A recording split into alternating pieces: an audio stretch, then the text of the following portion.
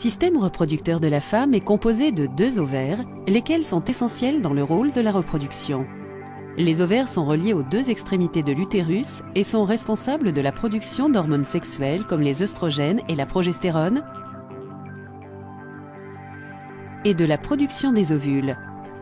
Il arrive parfois que le processus bien établi de croissance, de mort et de renouvellement des cellules soit compromis. Les cellules commencent à se développer de manière anarchique. Une tumeur peut alors apparaître sur ou dans les ovaires. La tumeur peut être soit bénigne, soit maligne. Les tumeurs malignes sont appelées cancers.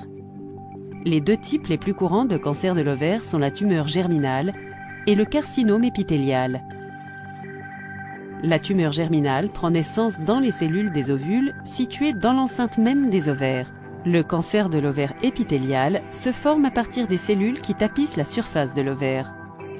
Les symptômes du cancer de l'ovaire comprennent fatigue, tension ou douleur dans l'abdomen, le bassin, le dos ou les jambes, ventre gonflé ou sensation de pesanteur au niveau du ventre et du bassin, nausées, indigestion, gaz, constipation ou diarrhée.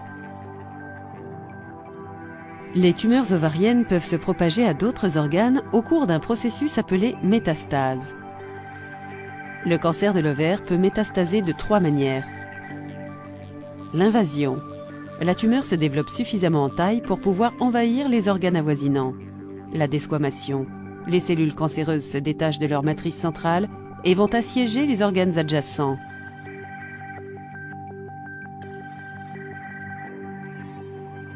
La dissémination. Les cellules cancéreuses passent par le système lymphatique et atteignent les ganglions lymphatiques et d'autres organes du bassin, de l'abdomen et de la poitrine. Le diagnostic du cancer de l'ovaire est posé après palpation de la zone, examen pelvien, échographie transvaginale, analyse sanguine avec recherche du marqueur CA125 et biopsie.